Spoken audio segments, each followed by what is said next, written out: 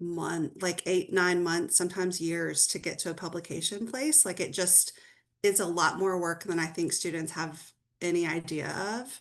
Um, and so I guess I'll just start by saying that it is a worthwhile endeavor. I remember the first paper that I submitted it to Affiliate, which is the Journal of Women in Social Work. It's still kind of a crush journal for me. I still haven't published there. I submitted something there on my own. And it was rejected outright, and it should have been. I had no idea. And I'm glad that I did that. This was as a doc student. Um, but but I think you have to get out there and you have to try, but it just takes a lot of work. I know a lot of when you write a paper for class, you do it as a solo thing. I would say very rarely people are publishing solo. I have some solo authored things, but most of the work that I do is with other people. Um, and so I think if you can find some people around you who want to like support your work or you support them. But I will say just it takes a lot of work. I mean, I don't know what kind of feedback you're getting on your papers in terms of feedback from instructors, but even even like a PhD student who I'm like working with and giving a ton of feedback, even if they submitted like their final dissertation, their final systematic review or whatever, it still goes into like I don't know, 6 or 7 more drafts before it's ready for publication. Like it just that front end work is a lot more than I think people anticipate. And so that's just I think one thing that I thought is important to communicate because I think students, I think it's great to publish and you should. It just is, I think it's a lot more work than people kind of know until you do it.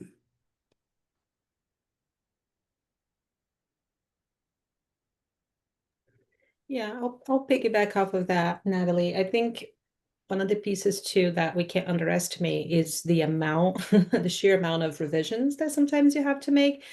It can be discouraging, right? You think you have like this awesome paper that you worked so hard on, however long it took you, and you're like, this is great. You've gotten good feedback from colleagues, and you submit it. And if you get a revise and resubmit, then you're lucky. Like that's what you want to hear. And Mhm. just for those that might not be familiar, not, with the process or have submitted papers before, typically what you get is either a rejection, an outright rejection, like this is not either outside of the scope of the journal, or it's not written in a way that, we think the readership would appreciate and whatnot. We can talk more about that. Or it's a revise and resubmit. They give you feedback. Sometimes very detailed feedback, sometimes not great feedback from whoever reviewed your paper. And then they'll say, apply this and make it better and submit again. And that's a good day. That's a good day. That's what you want to get. Hardly ever will you get an accepted paper like first try. You have to have a lot of experience, writing for publication at that point for that to happen. That's not to say that it doesn't happen. Sometimes you get several pages worth of feedback for you to do your revisions with, and sometimes you get very minimal feedback. It just depends on who's reviewing your paper. It depends on the journal, the editor. There's really no rhyme or reason sometimes for that. But revising a paper is whether you got it completely like rejected or you got to revise and resubmit, you should always revise and try to resubmit. You can resubmit to the same journal, even if they rejected it, or you can submit to a different journal if you got a rejection. But the process of revising is the most important part, in my opinion, in terms of writing for publication. The most important part, because you learn so much more about your own thinking. You learn about your own writing. You learn about, how is it that you're getting your thoughts on paper? Does it make sense to you, but it may not make sense to other people? So you learn a lot, but you become a better writer by going through the process of revising. And sometimes you revise a paper one time, like Kristel, Dr. Scoresby and I published a paper together, and there were minimal revisions needed. And it was like great. And then sometimes I had another paper I published that it took me probably 14 months or 15 months of back and forth. I would revise, resubmit. They'd be like, not quite, change this, and I would revise it again. So it took almost a year and a half, just the Mhm. revision part. And then once it got accepted, it took another 8 months for it to be published. So you send something today, you may not see it published for 2 years. That's just how the game goes. Yeah, it is a long game. A professor of mine from NSW used to say, submit and forget. Like treat it like a bad ex-boyfriend or ex-girlfriend. Submit and forget. Just don't think about it. And one day they will resurface when you least expect. And it's just like that. One day you get the email like, oh, I did submit that paper. Yeah, that's right. But yeah, the revision process is arduous, but I personally always learn a lot. Not that I have published a million papers, but I've learned a lot from the experiences that I've had. I'm sorry, I have a very needy puppy, so.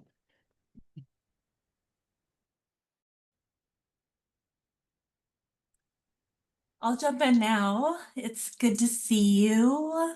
I'm so impressed that you are all online late on a Thursday night, the week before a holiday, at the end of the semester. You've got to all be exhausted. But I am happy to share a little bit about my experience and then, of course, address any questions. But my very first paper I wrote when I was a PhD student at the University of Tennessee, and it was because somebody empowered me to do it. Not that I felt like I should be writing, but I came in, so I was a student that had disabilities, and I had been in clinical practice for 17 years, and I came back to get a PhD, and I had expected higher ed to be a little bit further along with accessibility, and I was surprised at how that was not true. And I was telling a professor one day, I'm just kind of disappointed in higher ed that it's not a little bit further along in accessibility. And she says, publish that. And I'm like, how do I do that? And she's like, you write about it, you publish it. And her encouragement led me to write my very first paper on pleading with everybody in higher ed to just turn on the captions, which sounds so simple, but people weren't doing it, and they didn't know how to push the button, turn on CC. And so I wrote this paper instructing people how to turn on captions and why it was important and necessary.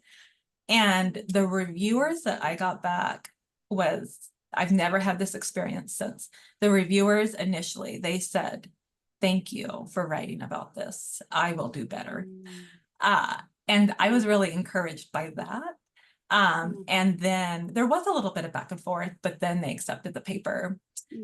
So that was my first publication. Every paper since, I have gotten loads of feedback, and it has not been, thank you for writing this. But I am grateful for that initial sweet experience that I had, and that it was something important to me, and a place where I felt like I did have a voice, and I was given positive reinforcement for that. Some of the strategies, as I'm now no longer a PhD student, I'm now an assistant professor. So this is my third year at UK in the College of Social Work. And I'm expected to publish quite a bit. And so some of the strategies that I use is I look for special issues. So I'm actually going to post a link for all of you so that you see what this might look like. This is for, I think this is Taylor and Francis. Yeah, Taylor and Francis. And these are behavioral health journals. A lot of them are.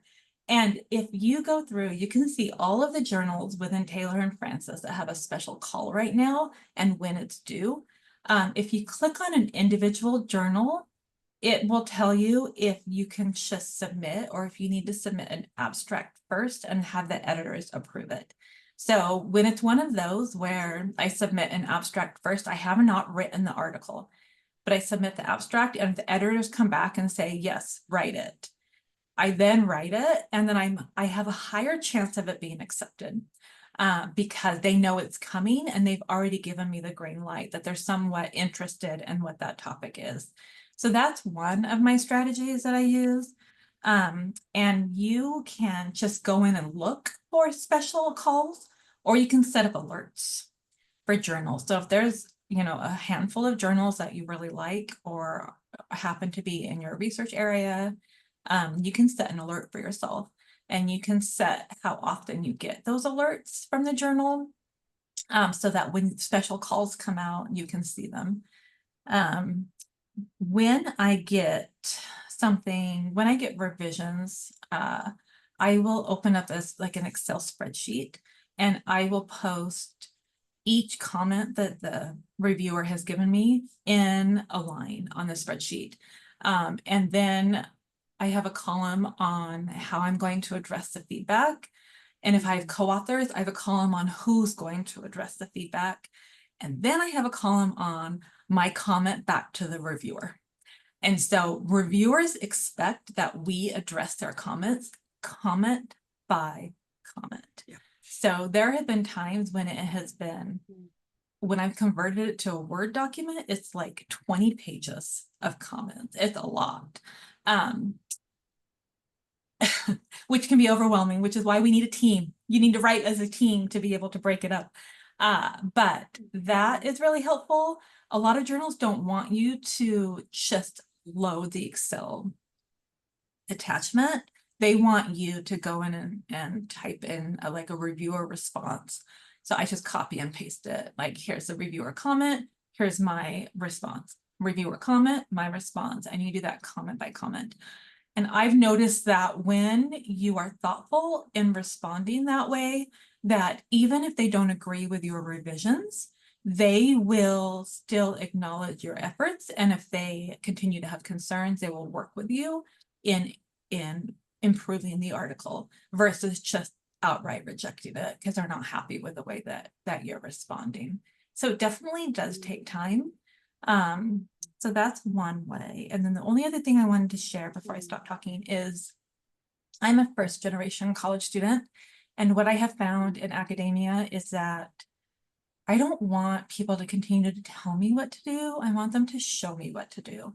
So if I just don't know how to do it, don't keep telling me over and over how to do it. Show me. So because of that, I'm actually starting a first generation writing group. That there are students who will be joining me. We're going to start in December, in which I'm going to be sharing with students how to write for publishing, how to it'll be more how to, so it'll be very practical kind of workshops, and then we're going to be writing together for publication. So if any of you want to join me on those efforts, just feel free to email me and I'll add you to my list. And if you're not a first generation student, I'll still let you join us. But I created this because of some of our first generation students who were saying we are so lost and overwhelmed. And I just remember feeling that. I still feel that way sometimes. So just having somebody else be like, this is how I've done it. Come join me. Let's do it together. Has really helped me to learn strategies more effectively than just trying to figure it all out on my own. So there's some thoughts. Yeah, thank you, Kristel. And I'll share a couple more things that I think have come up just from what Priscilla and Kristel have shared. I do like to also start with conferences. Like if I present at a conference, that is often a really good starting point for me to create a paper. It kind of gives me some momentum to get words on a page or thoughts together. So after, and I will kind of go back to my first publishing experience because Kristel mentioned that. So my first submission was outright rejected. After that, I ended up graduating with my PhD with like 3 publications that I did with students, like classmates of mine who I didn't have a professor coming saying, come work on this project with me. I just had to figure it out on my own. And I did it with my friends and we ended up, and it was great. And I learned, I published for my dissertation. My first paper out of my dissertation was which like never happens, hasn't happened since, but it happened. It was kind of like Kristel's experience. Like it provided some encouragement for me. And at this point, you know, I've written co-edited books, tons of book chapters, lots like 50 plus publications peer reviewed. You know, so I've done a lot at this point. I've been kind of in it for a long time, but it would encourage you to also think about different kinds of publications like the New Social Worker or Social Work Today. Those are not peer reviewed, but they're practice, you know, magazines that are written by or are read honestly by professionals, probably more so than peer reviewed. One of my first papers was in the New Social Worker, and I did family assessments, and I had to create genograms as part of my assessments, and I used Microsoft Word. And one of my articles that they liked was how to create a genogram using Microsoft Word. Like it kind of reminds me of Kristel's was a lot more like important in terms of a topic, but like it was just a thing that I was doing in practice already. And I kind of wrote it out as a how-to, and others found it helpful. So it can be something small, like kind of small, but still really practical and helpful. And ASW has like a newsletter. And one of my PhD students like published something in that, and then ASW newsletter, and then he was invited to do a webinar, like not peer reviewed, but still something to kind of get his feet wet. And so there's just lots. I've published poetry. The thing that Jesse said, thank you, you know, or congratulated me on my publication. It was called it was poetry that I did with students. It's research poetry, but so there's just lots of, I don't know. There's lots of different avenues you can choose to do it, but it is, yeah, I don't know. What questions do y'all have? There's so much to say. Yeah, Georgia had a question about what are some of the things which will cause them to reject the paper. It could be a million things. One that I see very often is the paper is not tailored to the readership of that journal. That's a big one. Like writing a good paper is one thing. Writing a good paper for a specific journal is a different story.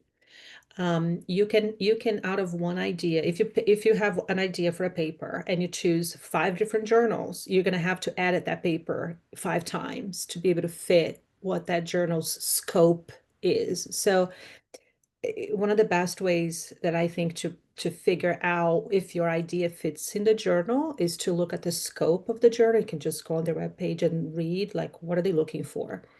But I actually like to do the opposite. I like to find the journal, kind of like what Dr. Scoresby was saying, like find a journal, whether it's a special call for papers or a journal that you're really interested in publishing in. Look at, and so you know the scope, you know what they publish. Look at several papers that they have published. So if you have a conceptual paper, look at several conceptual papers. That if it's a practice update or a teaching note type of article and they publish those, go read them. And you will find that they typically have similarities and commonalities in how the paper is structured, the language, even the language sophistication, right? Some are more academic sounding, some journals are for practitioners, and so the language is different. So always tailor your paper to the journal's readership appropriately. That's like a really good way to get your paper rejected, is if you don't pay attention to that. And then, you know, of course, grammar, syntax, flow, those types of technicalities too. Making sure that you follow the specific formatting for the paper. So some journals will say, do not submit anything more than 8,000 words. If you submit 8,050 words, that's a problem.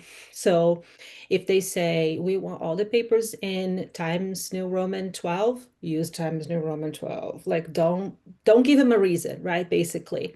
Some journals will even tell you the number of characters you're allowed to have in the title of your paper. They'll say titles should be 50 characters or less. Then change your title to 50 characters. Like, don't give them a reason, right?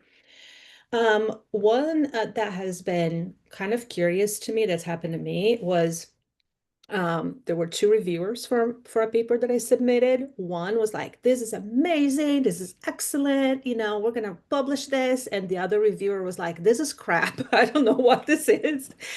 So drastically complete opposite feedback from two reviewers on the same paper from the same journal. So then you sit back and you're like, okay. And then the editor is the one that's going to make a decision, right, based on the reviewer. So you can have reviewers say this is great, but the editor doesn't think so. So they'll reject or send it back for you to revise.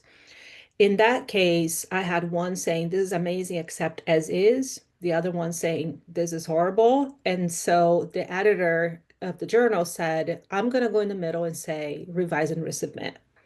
And I was like, that's fair. So I did the revisions based on the author that didn't like my paper, and I resubmitted. And it was accepted after that. So sometimes people just don't like the work. Journals, I think, do the best they can to give you a reviewer that's an expert, or at least have some really great knowledge of the topic that you're writing about. But sometimes they don't have that person, right? So depending on the journal that you're submitting for, if you're writing a paper on disability justice or disability rights, and they don't have any reviewers for that journal who are scholars in that area, then they may not be the best reviewers for your paper. So if this happened to a colleague of mine, she got a paper rejected, but the reviewer's feedback was basically saying, I don't know enough about this topic to really, the review was more like on the structure of the paper and work on your conclusion, but there was nothing related to the content. So she then emailed the editor and said, what am I supposed to do with this? I need better feedback. And they worked with her to find a third reviewer, provided a third separate review, and then got better feedback, and she was able to revise and resubmit. So this can also be a conversation that you have with the editor, like Dr. Pope was saying, and Dr. Scoresby was saying, like, if you don't know what they're asking for, ask for more information. It's okay to do that.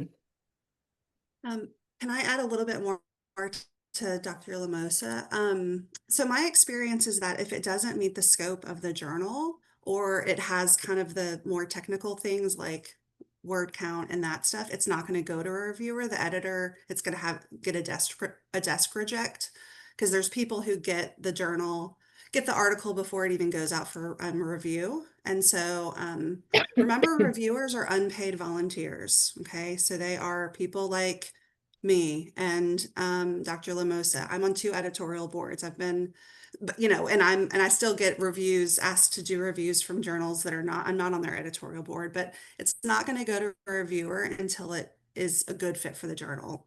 And so for me, when I review papers, mostly it's reject when it's just poor methodology, it's really poorly written, it's not well conceptualized, it's just not well done. I mean, it's got to be some edits and some tightening. Like if it's kind of, if I can like give some practical feedback to tighten it and to make it better, then I want them to, if I see kind of some promise in it. But sometimes it's just not well done. It's not well conceptualized, it's not well written, it's not good methodology, the findings don't make sense. So sometimes it's just flawed, and not that it can never get published elsewhere, and I still give super, super detailed feedback. Even if I reject, I give very, very detailed feedback. So that's again, just my experience. For the papers that are part of our capstone, whenever you guys will have the opportunity to put your capstone on the UK Knowledge website, and you should be able to fill out a form that talks about embargoing. Embargoing is basically having them not publish your capstone on UK Knowledge for a period of time. I think you can choose 18 months or whatever. I think it goes And up you to can choose 3 to years. embargo. Okay. You can choose to embargo, and then if you want to publish off your capstone, I will say that you need to edit your capstone. Like it's not going to be able to publish as is. You need to still do some work to it. The assignment, the SLR or this conceptual paper as your teacher is creating the assignment, it's not going to be the way that it needs to go out as a paper. It's still going to need considerable working. And I think like Dr. Llamosa says, find some model articles. I'm a huge fan of like finding model papers in a journal that I'm wanting to submit. Like if I'm thinking of like writing a teaching note, but it's not like a study, I don't have a pre and a post, whatever, I don't have any data, but it's a teaching note to illustrate this thing that I've tried but I've not evaluated, then I find some papers like that in the journal that I want to submit to. And I read them and I kind of use them as a guide as I write my own paper. So I think that that's really helpful. Do you have to be, oh, okay, never mind. You already answered that one. When do you decide if your paper is rejected to revise and resubmit to the journal versus trying to submit it to a different journal? We actually answered that in the You did. chat. Yeah. Never mind. I'm just late to the game. So maybe we can talk about topics. That's something I've been asked before. Like, how do you come up with the right topic to write about? Or students will say, I really want to write, I don't know that my capstone material is going to be right or ready, anytime soon for publication, but I want to get started. I want to get my feet wet. How do you find a topic to write about? And my answer to that is water everywhere, right? It's like topics are everywhere. You just have to have your eyes open and be creative enough. Like like this that we're doing tonight, this could turn into a paper. Like how do students learn how to write papers for publication? Who do you go to? What was your process like? How did you brainstorm? How, did you go for advice? Did you get advice from someone? Did you have a co-writer? Did you not? What were the pros and cons of doing that? What was your experience revising and resubmitting your paper?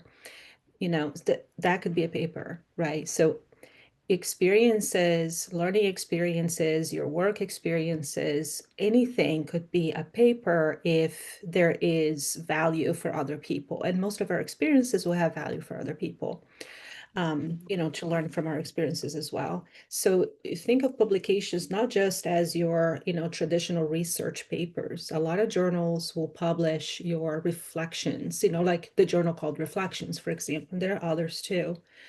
Reflections on teaching and learning and working with other people, the academic experience. Academic experience as a first year or first generation students, Um, And I'll say, as DSWs, I know that you're probably going to go into like you're being trained to be an advanced practitioner, so you may or may not be doing research in the future, probably not. So, but you can still do scholarship. And so as you read articles for even class, like pay attention to like articles that you're reading that maybe don't involve data or involve like a reflection, like Dr. Llamosa suggested, or you know, is a paper that like kind of dissects a client or a case and talks about how you kind of made sense of it or conceptual. Like there's just so many different kinds of papers that you can write that are not necessarily data driven. And so I try to, when I read, just if it's a paper that kind of speaks to me that I can kind of connect to something that I'm doing or something that I've thought about, I just kind of shelve it and pay attention to it and kind of go back to it later. There's not a preference, Jesse, because about the co-writing, because if I'm thinking of publishers, I'm thinking like, is that for like a journal, you mean? So the reviewers, it's a blind review. So the reviewers aren't going to know whether it's one author or 8 authors. So I think the benefit of having multiple people is writing is a lot of work. Like it's a lot of work to tighten, and it's way more work than you know until you kind of do it. It's more work than I knew until I did it. Even now, I've wrote a paper, gosh, a couple of weeks ago I finished a paper and I texted like I think Dr. Leffler and Shelby Clark, Dr. Clark. And I was like, I've been doing this for a long time and I still forget how much work it is to write. And I love to write. Like I love to read books on writing. Like I love writing. And it's really hard. And I forget how hard it is, even though I've been doing it for a long time. Maybe it's good you forget or you would stop doing it. I Yeah, know. It's like childbirth, like you forget right exactly. after I how was hard just it gonna is. say that. It's like childbirth. You forget, or else you wouldn't have another one. But I also love it. I also love words. I like to read something that I've read that I feel really proud of. It can be scientific and beautiful and lovely. And I think that's fun. Yeah. It's also very liberating to say, I want to put this on paper and I'm gonna get it out there. Even if, for me, it's the process, right? Like the writing process is what I enjoy. I have written stuff. I was just looking through my files. I have probably 15 papers that I've started. And I'm like, yeah, I'm never going to finish this, or I'm never going to submit this anywhere. But I wanted to write for the process of writing because it helps me think, right? And it helps me organize my ideas. And that's another thing too with papers. Like um, I've only reviewed 3 papers for 2 different journals that I've been asked to review. And one of them I remember, was particularly like memorable to me because of how disjointed it was. I probably read that paper 3 or 4 times and I had no idea what the paper was talking about. It was that confusing. I'm like, what is this person trying to say? What is the thesis So here? that's a reject. Right. What is the idea? What is this? So I was like, okay, I Sorry. just can't. They ended up getting a revise and resubmit, and then they resubmitted, and it was just as bad. It was like, what is this? Like, no, like I don't even know what this is about. You're not making a point here, buddy. So That's the thing. writing, Yeah. Yeah. just practicing the writing, even if you get it rejected, it doesn't matter. You're learning from that process, and you're a better writer for it. As far as the question in the chat about co-authoring and making sure like how you contribute equally, you usually don't. Usually the roles are different and they're not going to all be the same. And based on how much work somebody does is usually author order. So sometimes you have the person who is the lead in the project and they're just like dividing it up.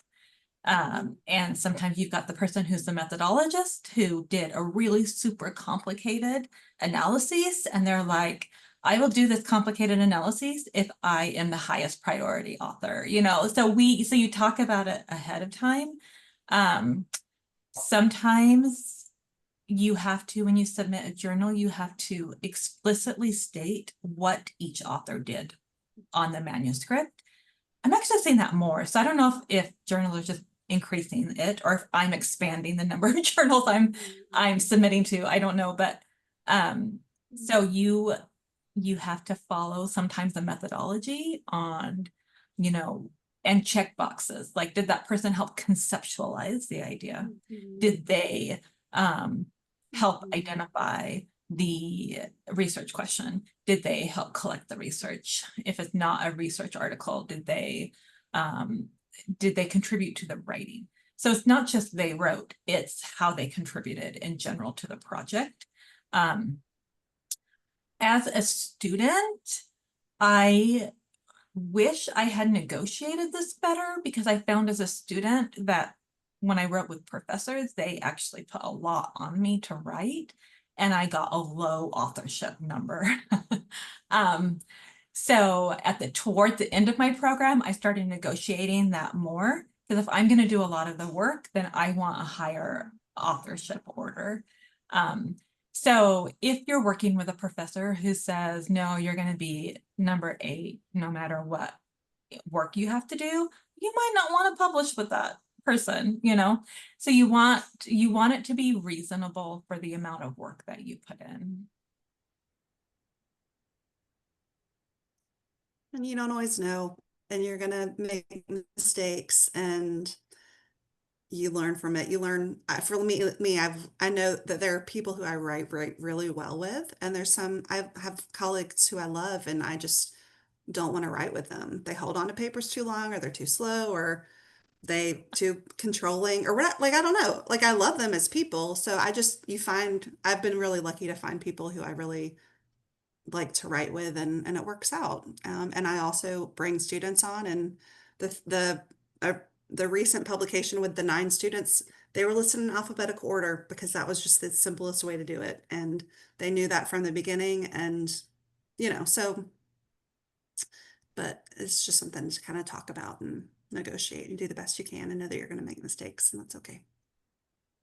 Natalie, did everybody contribute equally in that instance when you did it alphabetical order?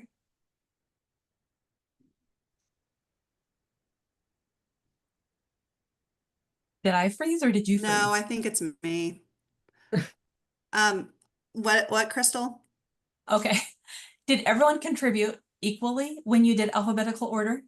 Everyone, this was from a project where all the students were study personnel, so they all did data collection and they helped with analysis, but I definitely took the lead. And it was part of a class project, so they knew from the beginning that they're going to be listed in alphabetical order. So there might have been a better way to do it, but 9 students just felt really complicated to try to figure out. So they were okay with it. So, Pull their name and out I of a wrote hat the or something. paper, essentially. Like, I wrote the paper. They helped me, but you know. So I do want to share something kind of weird that happened with my SLR, for publishing my SLR. That's the one that took like a year and a half of revisions, understandably so. He was an SLR, but one of the pieces of feedback that I got from one of the reviewers was that they did not like something that I wrote in the methodology, not in the methodology, that they didn't think that one of the keywords, the search words in therefore section of the paper was as relevant as the rest. And then so they said, go ahead and go back and take this piece out.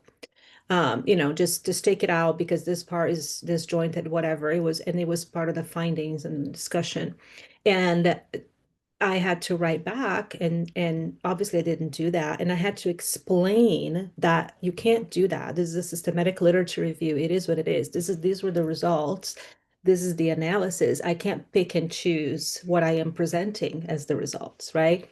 So I had to actually educate that reviewer on why I just couldn't go back and change it because it would compromise the methodology and therefore the credibility of the paper. And I sent that, I added the other things that they wanted me to add it, and I sent that back. And then the next thing I heard was, okay, great, that's fine, we'll accept it then. So sometimes you run into a reviewer that's a little wonky. They may not understand your topic very well or your methodology very well, especially if you're using a methodology that's uncommon, like you're using photo voice, I don't know, something, some kind of ethnography methodology that they're not familiar with. It may happen. So again, it's okay to have that conversation right back to the editor and say, this doesn't quite, thanks for the feedback, but here's why I cannot do this edit the way that you asked me to. And there are times that feedback is harsh sometimes. And after I read feedback, I actually give myself 24 to 48 hours and I just leave it alone. Because if I respond, I'm going to be mean. I just need time to accept the rejection and the difficulty that is. And then when I go back to it, I can often see what a reviewer is trying to say or what they mean, and it makes sense. And they actually strengthen your work. They strengthen your paper by responding to it in a lot of instances. Are the reviewers mean? Some are. Some can be, yeah. You have to kind of take it with the grain of, not with a grain of salt, but like remembering that some people don't come across very well in writing. Like they don't know you. You don't know these people. So some people will write like a whole, few paragraphs, and some people just give you bullet points of all the things that you did wrong and nothing about the things you did right. It just depends on the person that's reviewing, but you can't take it personally. That's the biggest thing. Like, they don't know who you are. It's not personal. And to me, any and all feedback makes me a better educator, scholar, writer, whatever it is that I'm doing, whether that person intended to hurt my feelings or not, to me is completely irrelevant. I'm going to learn something from that process. Feedback's feedback. Okay, Definitely. Priscilla, come on. It's Don't you not have an initial personal. sting? I think It's for me, it's more frustrating. Like, oh, I worked so hard on this and now I have to do more work. To me, it's the frustration of I got to go back to it now rather than what they're saying. Like, I really don't care Okay. about that part. It's just like, oh crap, I worked on this for months and I have to go back and edit more. How much more can I edit? It's kind of like that for me. yeah, I'll just say, so I think like I kind of mentioned early on, like sometimes most of my papers, it's an 18-month or longer or shorter process. So I've worked on this thing for a long time. And so yeah, it hurts my feelings when it doesn't get accepted as is, but I also know that never happens. And I think Yeah. what Priscilla said, like it's a written feedback. And so it's not like you can hear a tone or whatever. It's just a bullet list of things you need to work on. And so it's like, fine. Um, I'm going to answer Georgette's question. So Georgette, so this is a big question, and this is something I think that Dr. ER should probably have a lunch and learn about. Is just for you all to learn like the different roles and title series and kinds of jobs that you can get at a university. Like Priscilla and Kristel and I all have kind of different jobs. Like I have some administration in my job. Kristel is, a tenure track professor.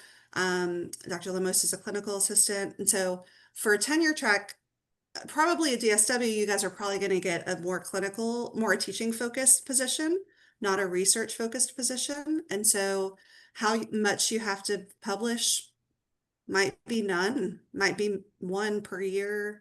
Kristel, we don't have a number. I mean, I tend to publish a lot. I publish probably 4 or 5 a year.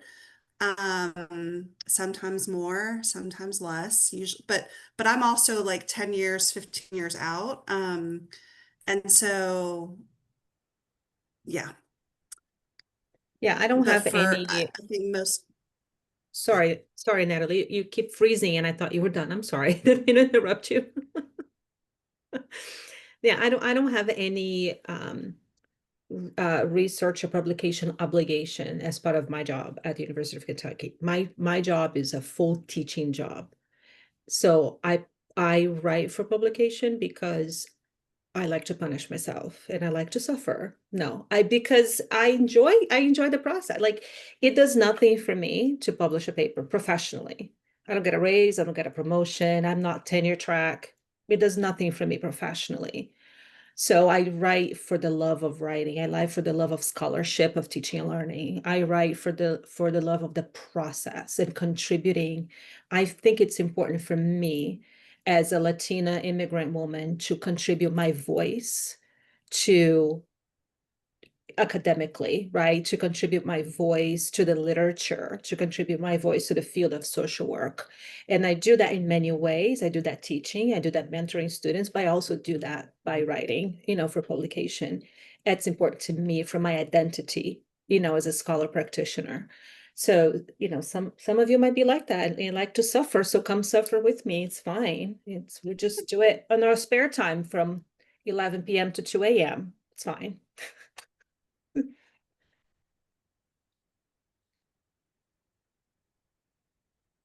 Yeah, Michelle, that's gonna depend on the university too. Like Dr. Pope was saying, like the three of us have very different jobs and universities will be different too. And the specific job that you have, and depending on the college that you're in or the university that you're in, that'll vary as well. You can sleep when you're done. That's what I'm saying. Exactly.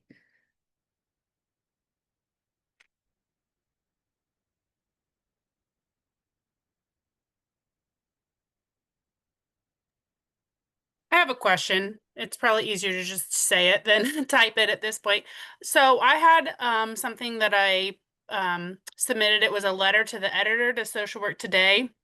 And it was initially accepted. And then like a week before it was supposed to go out in print, I got a letter that they had to pull it because of political reasons with the administration. because it was accepted by them, does that mean that I can't try and resubmit it to somewhere else? Or because they decided not to publish it, does that mean I could take it somewhere else? Or is that a better question for them to say, are you holding on to this for a later date? What typically happens in situations like that? I would do the last thing that you said. Ask them, and then or just say, I would like to submit this to another journal. I assume this is going to be okay to pull. I've never had that happen, but I assume that I would double check that they're going to let it go and that you can kind of take it elsewhere. And one of the things too is you should be counting your time like that on your CV. So I was a student during COVID, and COVID shut down all of our conferences, but we were still allowed to put on our CVs the conference abstracts that were accepted that we would have presented to had the conference has not been canceled.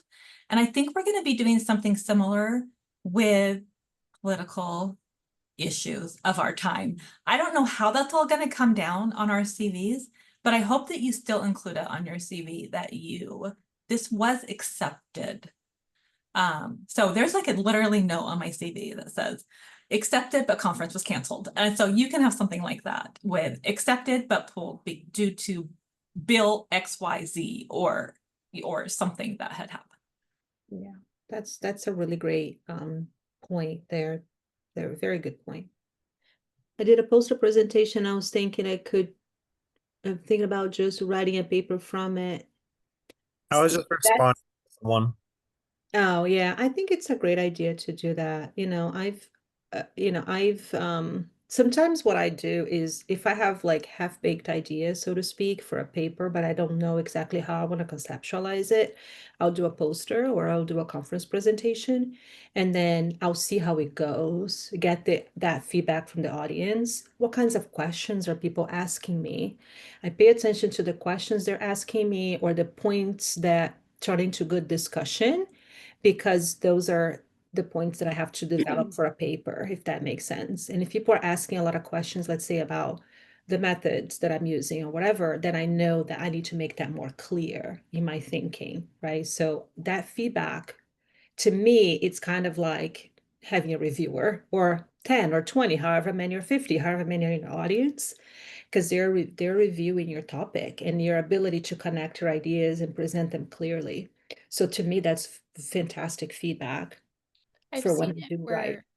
People have like published and they'll say based upon this presentation. And so I didn't know if there was like a title or a name. Is it like a presentation publication or like a SLR or you know what I mean? Is there like a title for that type, or is it just Are you talking about when someone, like in a paper, when they cite a conference presentation? not when they're citing it from someone else, but something that they have done? Like this paper is based upon this presentation that was done, at this day and time. I've seen, like, sometimes they will, okay, so I've read papers before that that say that this is like a keynote that was presented at blah de blah conference or whatever, but I'm reading it as a journal article. I've never done that. Like what I'm talking about, and I think what Dr. Llamosa and Scoresby is talking about is, and Kevin, and just doing like I'm submitted a poster presentation or I'm giving a talk at a conference and I listed on my CV as a conference presentation, but that 15-minute talk I expand upon into a full paper that kind of maybe is a little bit repetitive, but kind of it's more expansive because it's going to be a paper versus a poster. And then that's something different, but it's kind of related. Like the conference presentation and the paper are related, but they're two different things. I don't know if that's clear or not. So you wouldn't necessarily say this paper was presented at this conference. You would just write the paper.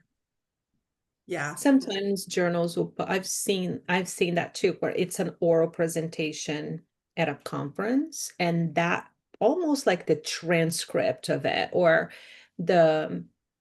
like somebody will have a paper and then they will present, I'm not making any sense. Somebody will make a presentation, like like a keynote, for example, or it's not a workshop, it's not something interactive, right? It's a keynote or something like that. And they will take what they said, almost kind of like a script, and that sometimes can be published as is. So it'll say this paper reflects, this such and such symposium, such and such keynote address at this conference, and it'll be what that person said. So it doesn't read like an academic paper because it's literally almost like a transcript of what they said. I have seen that a couple of times. I have no idea how you publish that or why you would do that, but I have seen it. Some conferences get money from NIH to publish their proceedings. There you go.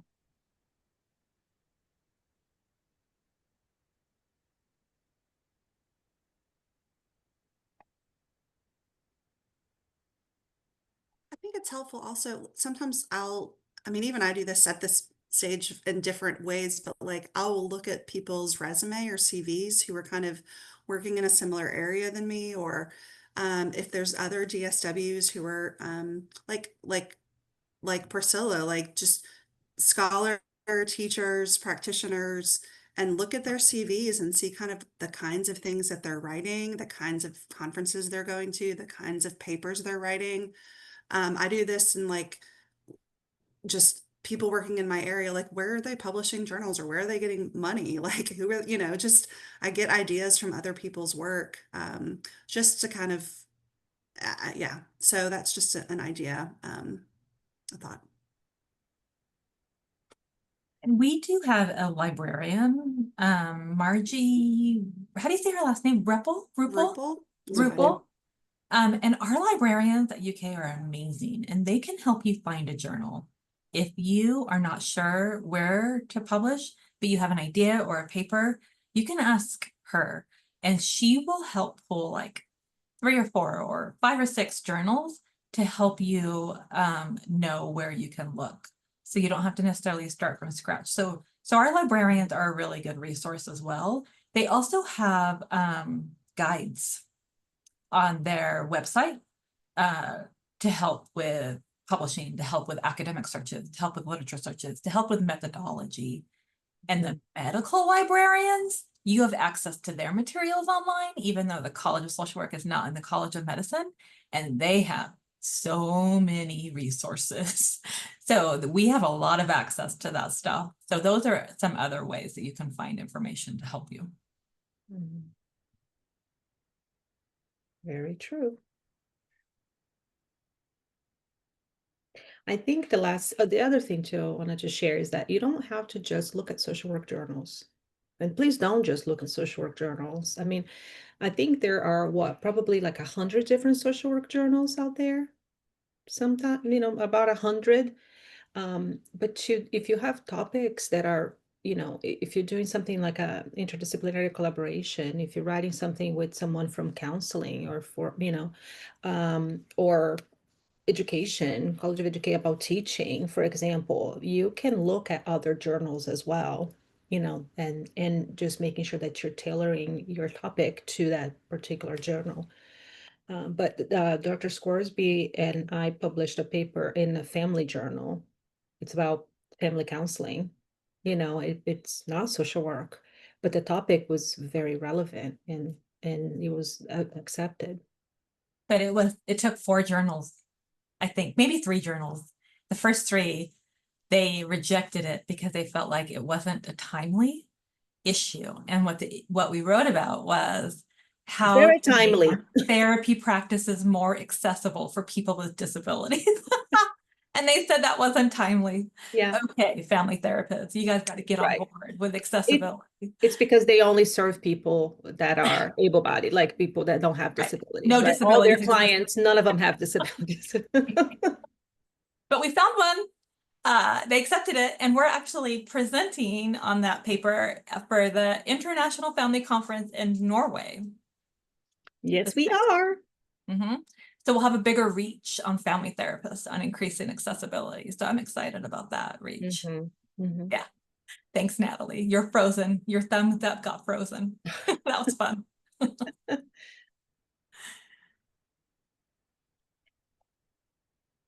How do Yeah, you exactly, find- Kevin. Yeah. How do you find out about international conferences? Google.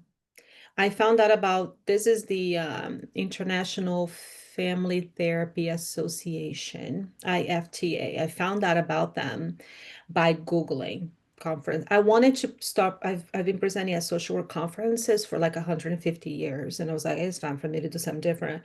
And I started looking for, family therapy, counseling, even medicine, like neurology. I was like, I gotta find something different.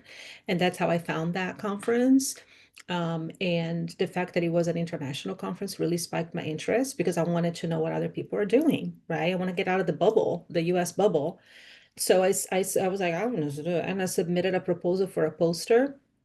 And at that time, I had one of our students, she's now graduated, but one of our students, I worked with her for her to submit a proposal based on her capstone. And both of our things got accepted. So we went together. It was in Scotland this year, whatever it was. And so she did a workshop and I did a poster. And I met so many great people. There were so many social workers at this International Family Therapy Association. I was like, all these social workers in leadership positions, heads of department, program directors for counseling programs. I was like, I was blown away. And so then this year I was like, Dr. Scoresby, we need to do this. And I sent her the link and she's like, okay. And then we submitted a proposal and it got approved. So you just never know. It's like they say, you miss 100% of the shots that you don't take. What's the worst that can happen? They say, no, thank you. And you go, okay, I'll try a different conference. Do we end at 9? Yes, we do. And at Oh. 9. Can I answer that last question real quick? Yes, for sure. Okay. So like Dr. Pope said, predatory things, that's like a whole nother area we have to watch for. But basically, don't ever pay money to have somebody review your work. So somebody reviewing your work should be free. If you pay for something that you publish, it's because of paying open access, which allows everybody to be able to see it. But you do need to do a little investigative work to make sure the journal you're trying to publish in has some reputation. So you want to look at things like impact factor. You want to look at things like what are they publishing and who's citing those journals or those articles. And there are predatory conferences everywhere. So if you use like Social Work International Conference 2026, it will pull up the first several websites will be hits on these made up conferences where you pay like some exorbitant amount and then you show up at this conference and it's not a real conference. Doesn't exist. Yeah.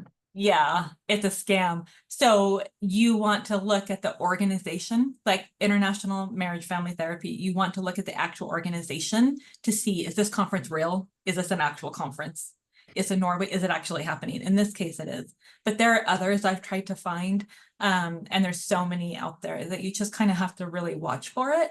Also, when you start publishing, you start getting invitations from predatory journals inviting you to like come and what, write this article, we'll accept it. So you have to start watching for that. We're so impressed with your scholarship. And you're like, I literally published an opinion paper on the social worker. What are you talking about? Yeah. The International Federation for Social Workers, it is a really great organization. I really like their work. Their next conference in 2026 is in Harambee in Africa.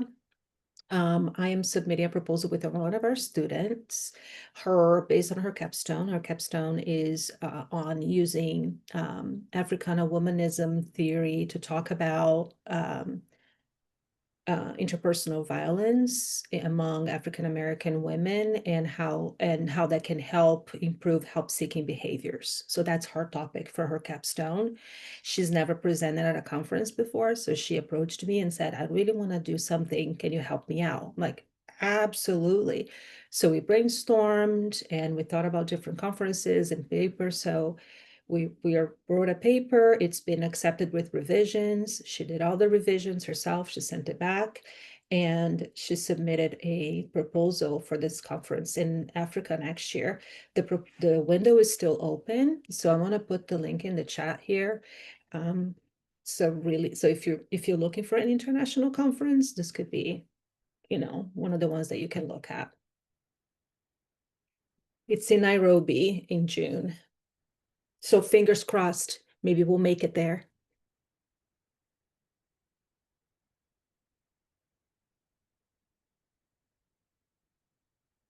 Hey, Frank, maybe you should go. Apply, send something. You get a trip home, you know, for work that it's tax deductible for you. And you get to go see your family. Well, thank you so much, doctors, for coming and sharing all of this helpful information. I think surely everybody benefited from something, so I appreciate it, and your continued willingness to answer our questions and work with us and send us resources and all of that. This is exactly the information that I was looking for, so I appreciate that. So thank you for coming. This is recorded, and I will be sharing the recording so everybody can rewatch it later if they want to. And we appreciate you all. Have a good night.